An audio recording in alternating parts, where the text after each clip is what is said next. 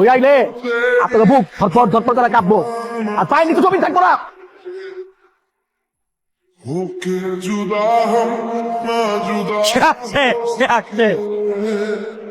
বলছিলাম না সে আসবো, সে আসছে।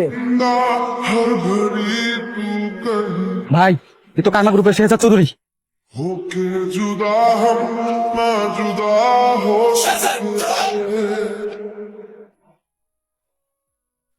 তোদের সবাই 1 মিনিটের সময় দিলাম। 1 মিনিটের মধ্যে বৃদ্ধাশ্রমের চাবি ওনাদেরকে ফিরিয়ে দিবি। আর এই এলাকার ত্রিসীমানা যাতে তোদেরকে না দেখি, আর যদি দেখি তাহলে তোদের জামা কাপড় এখানে পরে থাকবে, কিন্তু তোরা থাকবি না। টাকা এই চাপটা চাবি। বাবা আপনি যে কি বলে ধন্যবাদ দেবো, আপনি এতগুলো বুড়া মানুষের জীবন বাঁচাচ্ছেন, আপনার বাঁচা রাখবো। আচ্ছা কোনো সমস্যা নেই, আজকে পর থেকে যে কোনো বিপদ আপদে আমাকে ডাকবেন। কি বলেছিলাম না কাজ হয়ে যাবে? দেখেছো ওরা তোমাকে দেখে কিভাবে ভয় কাঁপাকাঁপি করছিল। এই তুমি কি এখনো সেই ভাব ধরে থাকবে? Sorry sorry madam. জানো আমার না খুব ইচ্ছে ওই লোকটাকে দেখার, যাকে দেখে সবাই ভয় কাঁপাকাঁপি করে। সে একদম তোমার মতো দেখতে। জি ম্যাডাম, আমারও খুব ইচ্ছা আর কি। আমরা একদিন তার ঠিকানা নিয়ে তার বাসায় যাবো, ভালো হবে না বলো? ম্যাডাম আপনি কি আমার ডাকছেন? জি মনি চাচা। মনি চাচা আপনি কি জানেন এত অনেক ভালো একজন মানুষ। এটা অবশ্য সবাই বলে। মনি চাচা গোলামের অতীত কি? ওর বাবা মাকে আর ওর বাড়ি বা কোথায়?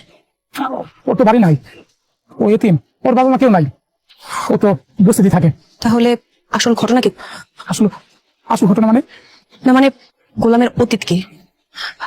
আপনি ভয় পাবেন না চাচা, আপনি আপনি এটা রাখুন, কিন্তু বিনিময়ে আপনাকে সব সত্যি কথা বলতে হবে। ম্যাডাম আসল ঘটনা হইতেছে গোলামরা আমরা নদীর তীরে পাইছিলাম, তারপরে ওরে আমরা ডাক্তারের কাছে নিয়ে যাই, চিকিৎসা করানোর পরে ওর কাউকে চিনতে পারে না, বাপ মা ওর নাম কি, ও কই থাকে কিছুই করতে পারে না।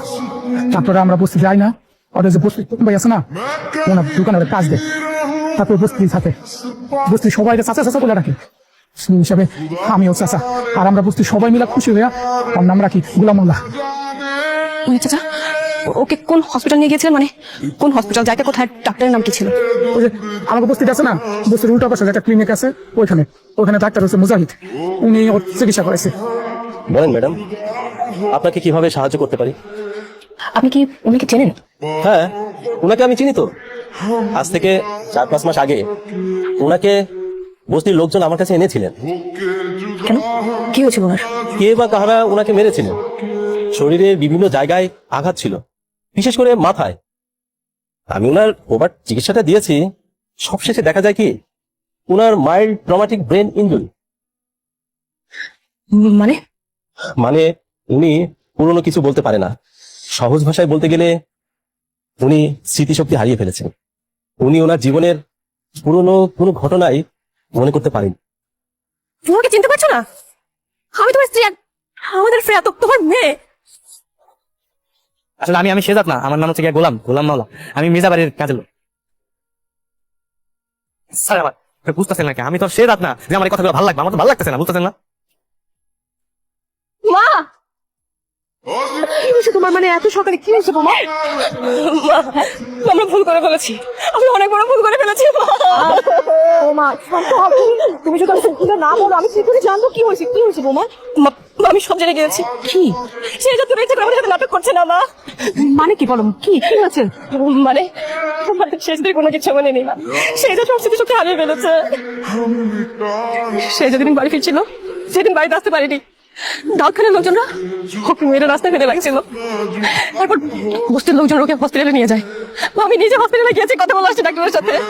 আমি তো প্রশ্নের উত্তর খুঁজছিলাম মা, আমার শেহজাদ কেন কেন আমাদেরকে না চেনার ভান ধরে আছে, কে তাকে ব্ল্যাকমেল করছে, কি তার উদ্দেশ্য? আমি সেটা তো মনে গেলে ওর সাথে বিয়ে করতাম না মা, সেটা তো কোনো অপরাধ করেনি। সেটা তো অপরাধী না, অপরাধী তো আমরা মা, না জেনে আমি না জেনে ওই রিসাদকে বিয়ে করে ফেলেছি মা। আমি আর 1 মিনিট তো নষ্ট করতে চাই না, আমার সেটা থেকে দিয়ে ওকে আমার অনেক কিছু বলার আছে, অনেক কিছু বলার আছে, প্লিজ বাবা চলো। যেহেতু কোনো না পাবে বাবা, সে তোমাদেরকে চিনবে না, তাহলে কি করতে চাও তুমি? যেহেতু সবকিছু জেনে গিয়েছি, আমাকে প্ল্যান বিতে যেতে হবে মা।